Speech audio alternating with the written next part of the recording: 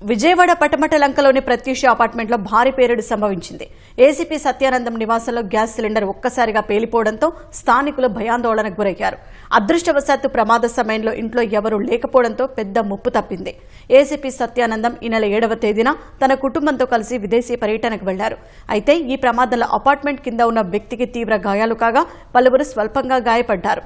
Short circuit కారణంగా AC కంప్రెషర్లో చెలరేగిన మంటలు గ్యాస్ సిలిండర్కు అంటుకోవడంతో సిలిండర్ ఒక్కసారిగా పేలినట్లు తెలుస్తోంది. పేలుడు ధాటికి అపార్ట్మెంట్ బాల్కనీ గోడ గ్రిల్స్ ఎగిరిపడ్డాయి.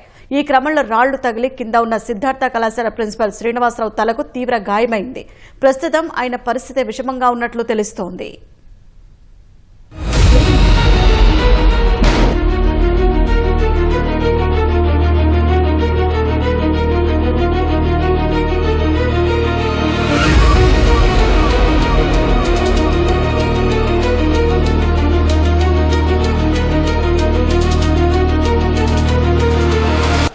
మంటలు వస్తున్నాయి, బయట పొగ వస్తుందంటే బయటకు వచ్చాము. బయటకు వచ్చి లోపల చూస్తుంటే 3rd ఫ్లోర్లో నుంచి మంటలు బాగా వస్తున్నాయి. బాగా వచ్చేసరికి ఇంకా ఎమ్మటే ఫైర్ ఇంజిన్కి వాళ్ళు కాల్ చేసాము. ఫైర్ ఇంజిన్ కాల్ చేసాము, పోలీస్ స్టేషన్ కాల్ చేసాము.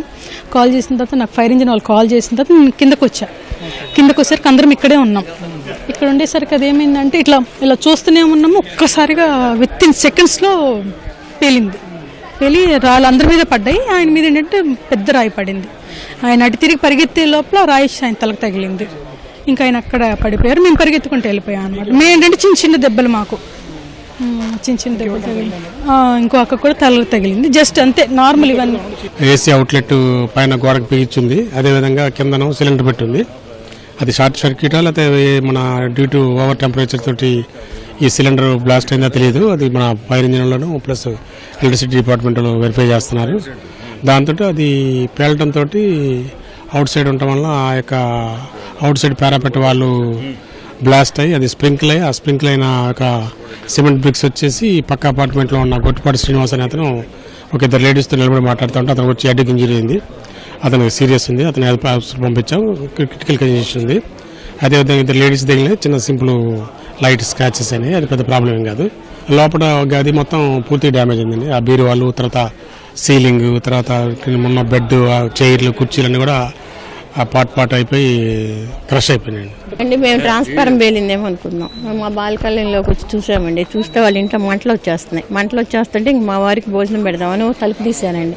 వాళ్ళ ఇంట్లో మంటలు వచ్చేస్తుంటే అండి వాళ్ళ ఇంట్లో మంటలు వస్తున్నాయని పెద్ద కేకలు వేసి అప్పుడు అందరు కిందకు వచ్చారండి. వచ్చి మంటలు అలా అలా అలా అలుముకుని పెద్దగా అయిపోతుంటే ముందేమో కిటికీ గ్లాసులు పగిలిపోయినాయి.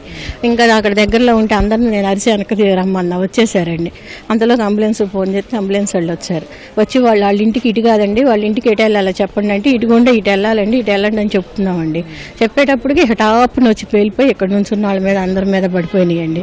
ఆయన కూడా ఇక్కడే ఉన్నారు, పెద్ద ఆయన మా దగ్గర శ్రీనివాస్ గారు ఉండి ఏంటి అంకుల్ గారు రండి పరిగెత్తండి అంటానే ఉండే. ఆ రాయి వచ్చి ఆయన నెత్తి మీద పడిపోయి ఆయన పరిగెత్తలేక బార్లో పడిపోయారు. ఇక్కడే బాగా ఇదైపోయాడండి. లేపితే లేగవలేదు. హాస్పిటల్ తీసుకెళ్ళిపోయారు. మాకేమో నెత్తిని తగిలినాయి, అమ్మాయికి చేతికి తగిలినాయి. అలా జరిగింది. ఆ ఇంట్లో లేరంటండి. 6 months అయిందంట. అమెరికా వెళ్ళారంట. మరి ఎవరు లేరంట తెలియదండి. ఇంకా ఏసీ వెళ్తారు మంట బాగా అంటుకొని ఆ శీలలు అంటుకుంటారు. మేము ఇటు వచ్చేసాము. అవి ఒకేసారి బాంబు వేసేసరికి మేము ఇటు పరిగెత్తలేక ఇటుకి వచ్చాము. ఆయన పెద్ద ఆయన కాబట్టి ఆయన పరిగెత్తలేక అక్కడ బార్లు పడ్డాయి. ఇటు పడ్డాయి. Siddhartha principal Siddhartha college.